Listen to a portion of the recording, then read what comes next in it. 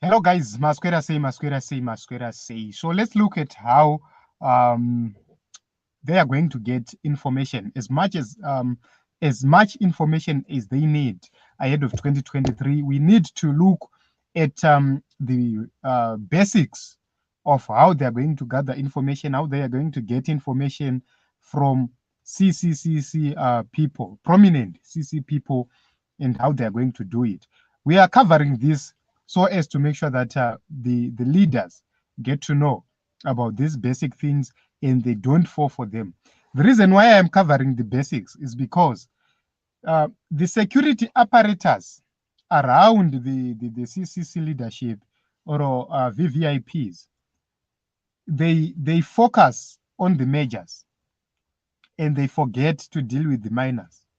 So mostly we lose because of the minors, because what we say is not more important is where they get access through. So here is it, Team Zimbabwe. Number one, the security, the VVIP within Nelson Chamisa's camp must make sure that everybody who touches their phone is trusted. That is point number one. Everyone who touches your phone must be trusted. Why? It takes me seconds to install an application. It takes me a minute to install an application. After installing an application, to do whatever I want to do with your phone.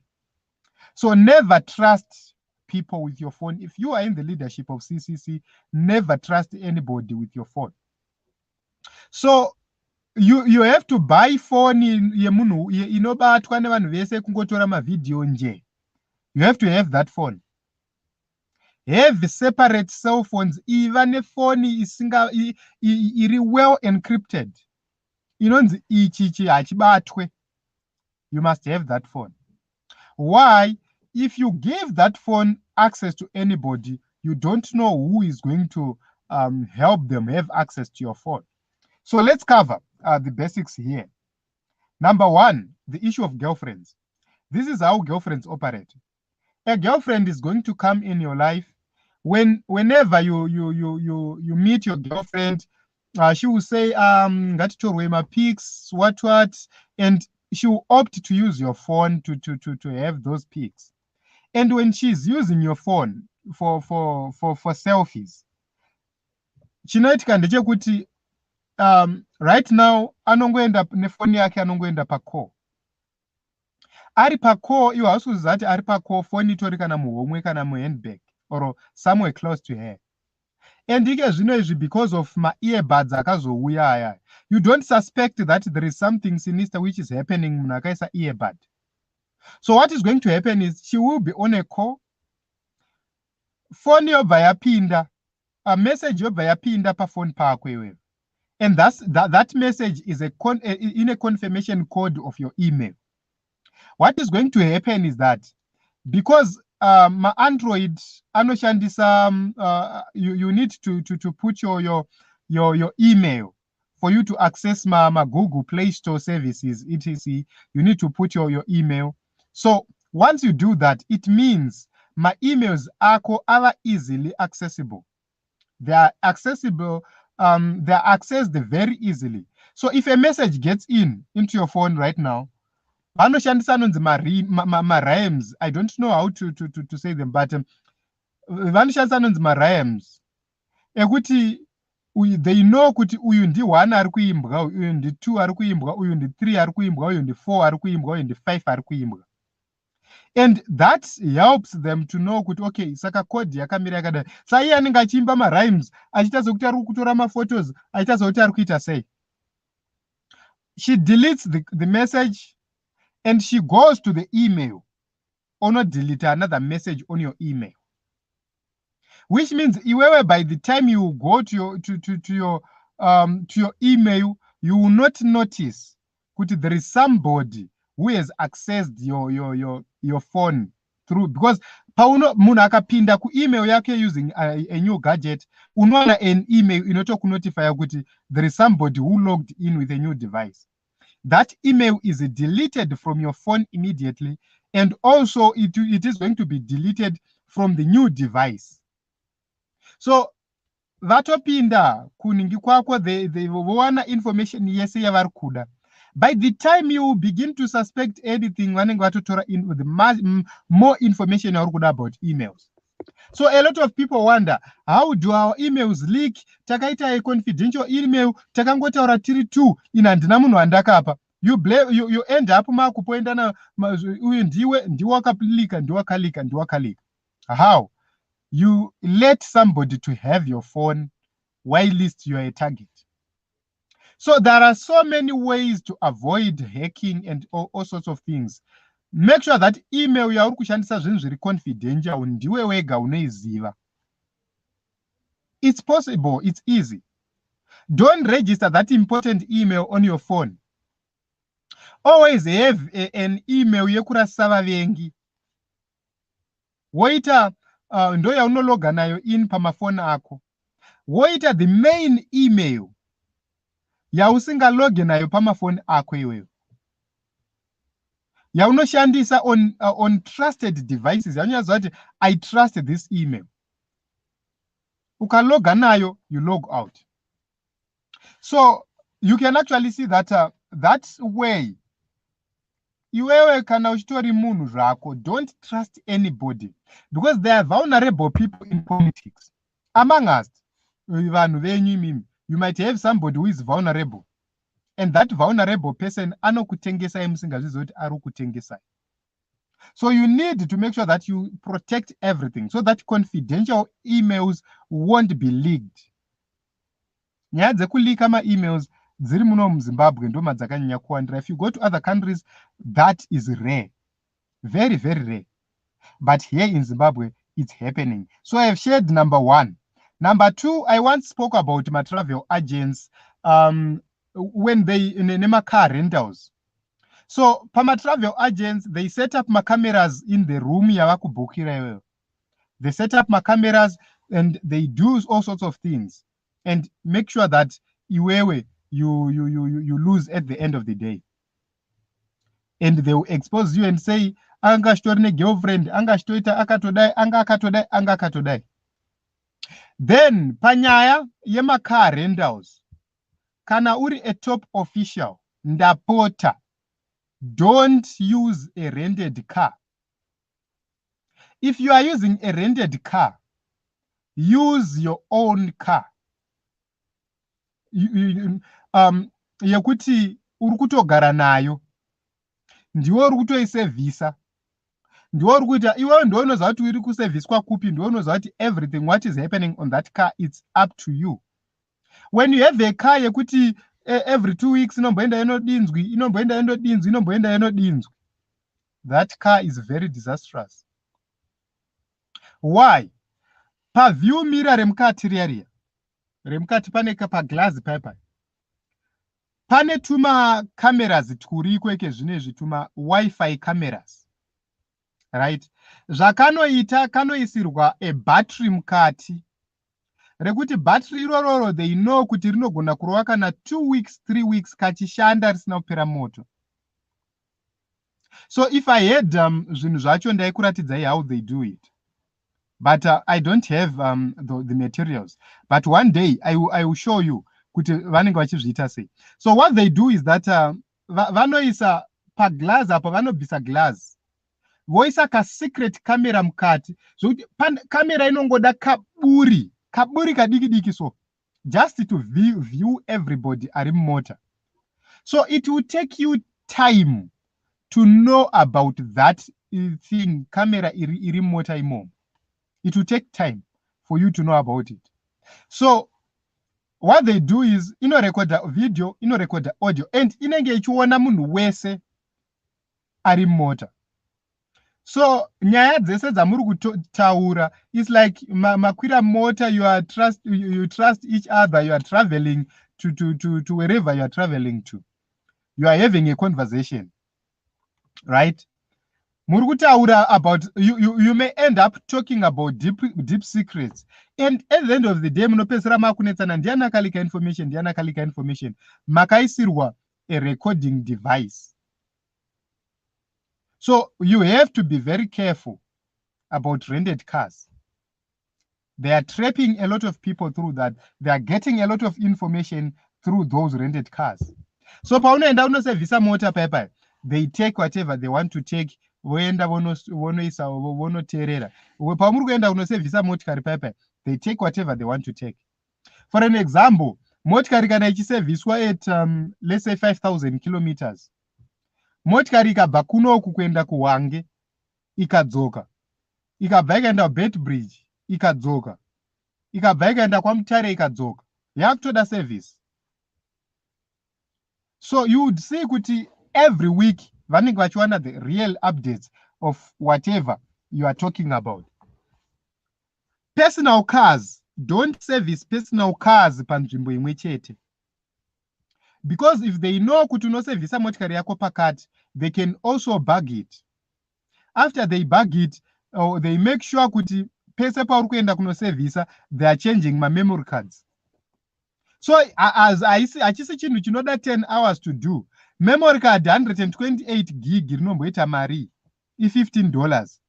So what is $15 to well-resourced people? It's nothing, because these are the people vari kuenda unotenga lunch $50. So $15 to them is nothing, and the $15 can be used to bug you for a very long time. Mukatoenda vamwe vakakudubura kuseri kwemakaredhio avo, you see kuti kune torine maconnections akatoiswa ema-devices iwayo. You wonder kuti aumana tatakagara siruza kuti kuseri kwekaredhio yangu kwakwakatoiswa this device. So you won't know about it. Kusvika musi wamunoenda kuene election muchingotaura dzese. So this is how they get more information.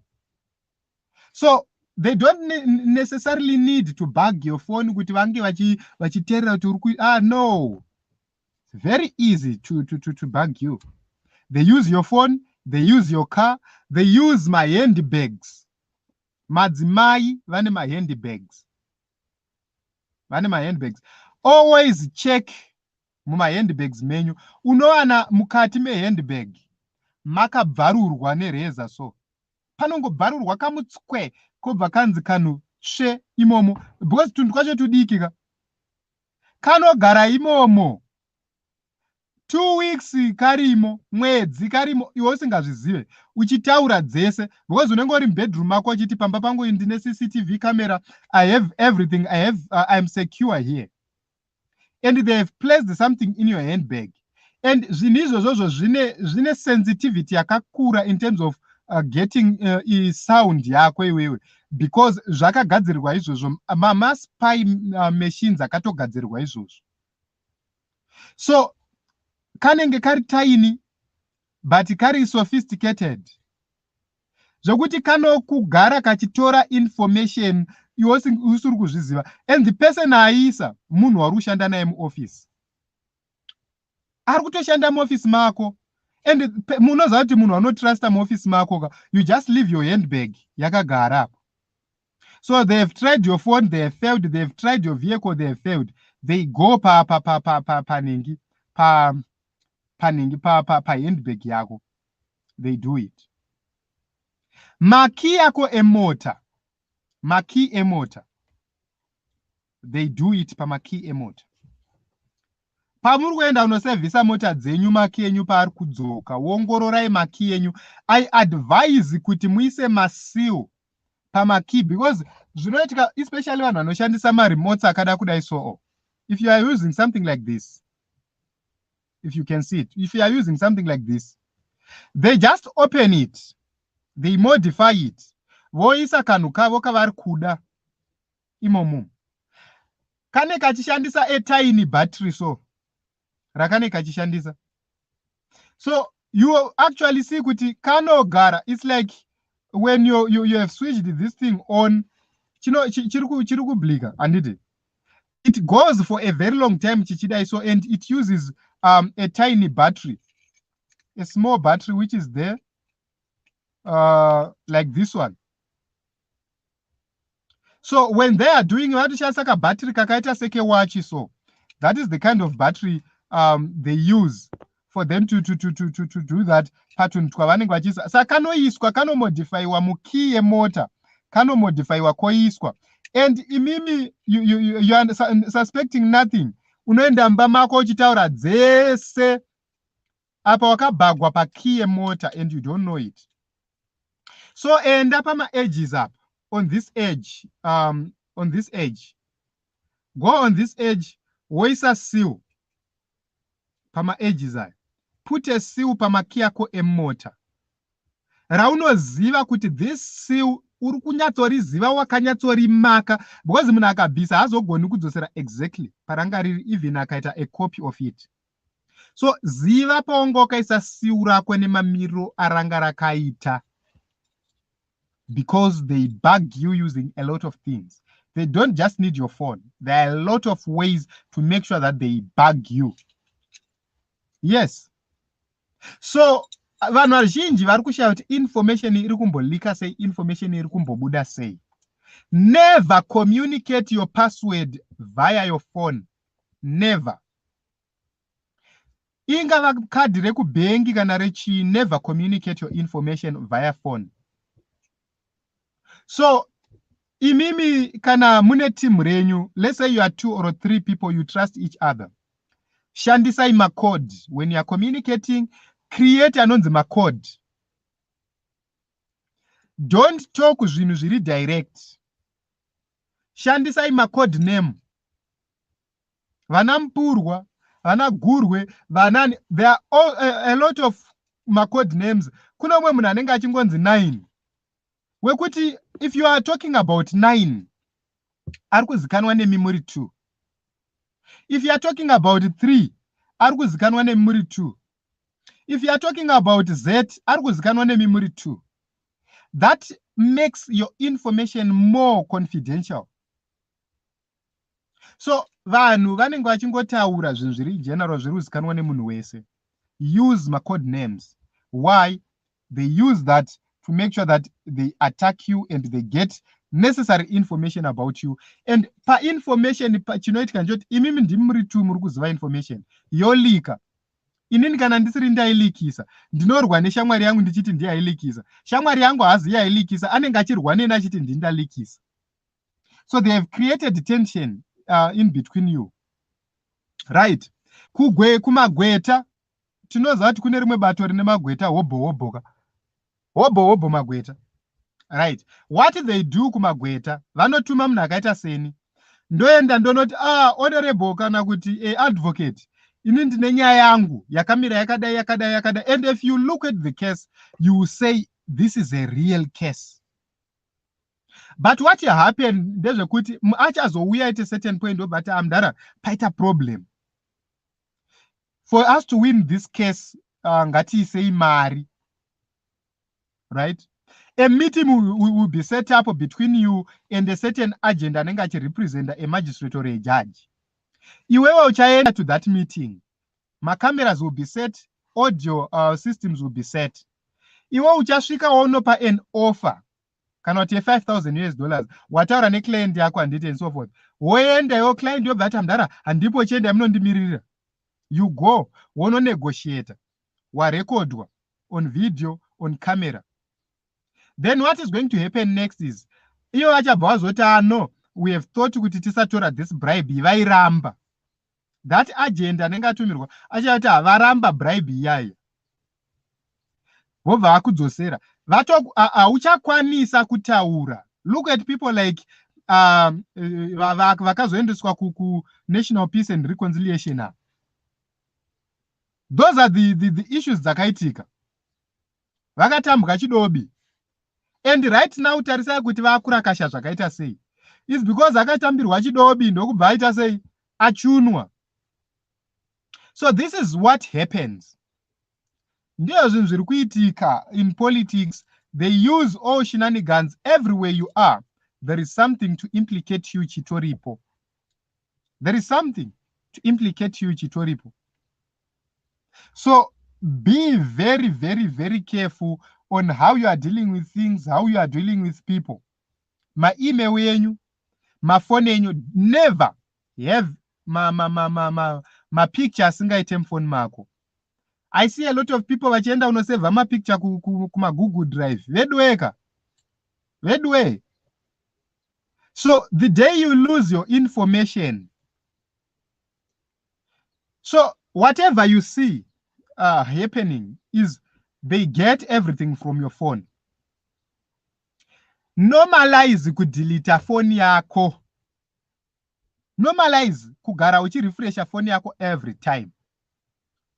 Normalize kugara uchichinja phone yako every time. Kana uchitori nemari.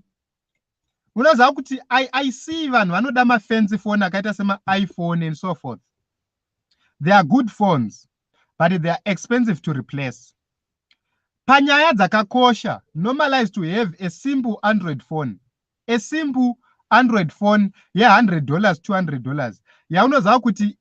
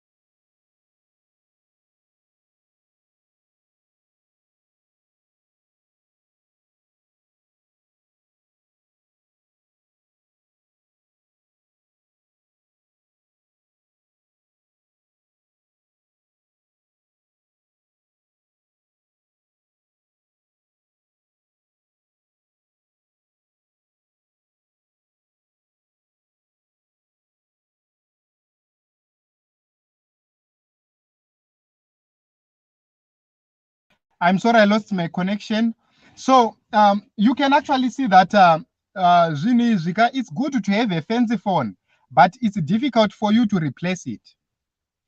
Gara utine mafona ako iwewe. Which is out sensitive information. Yes. You have a phone yekuti pauri kufamba kwenda ku club, pauri kufamba kwenda ku church, pauri kufamba kwenda kupi. Hauitorerwe easily. If you have it, you have a system, you have mama applications, you can remotely delete information from your phone. I know they can try to get some information from your phone, but in the case yakuti wabirwa phone yako, I want to give you an example. On the case of Advocate Fadzai Mahere, she was bagged and her phone was stolen. So what she could have done easily, if she had a phone, a secondary phone with her, inotogara ine basa rekuti uchingobirwa phone yako ipapo, you activate another phone, your secondary phone, you then go and delete every information, you wipe everything from your phone remotely. It's something you can do remotely. Saka izvezvi uchingobirwa phone ipapo wobva watwa erase everything, because zvakatika kuna Advocate Fadzai Mahere, it's not something which is simple or easy. It was a targeted move to get much information. So you have to be ready to wipe every information yawinayo is very sensitive in your phone from afar. So this is it, Team Zimbabwe. These are basics, but a lot of people ignore these basics because they just say, zvingaitika here. But you need to be very careful. You need to know how you trade and how you do your things. Everything you do, you need to know how you do it. So these are very simple things to do, but you can actually see that vanhu vazhinji. So basically, if you are traveling nemotikari yekuhaya, just check behind the car radio. Are there no cables? Check in the view mirror. Are there no cameras? Check everywhere. But it's difficult because motikari ine tumakona kona twakawanda. So the best is use motikari dziri trustworthy. That is the best. So going to 2023, we are going to see ZANU-PF coming with various files.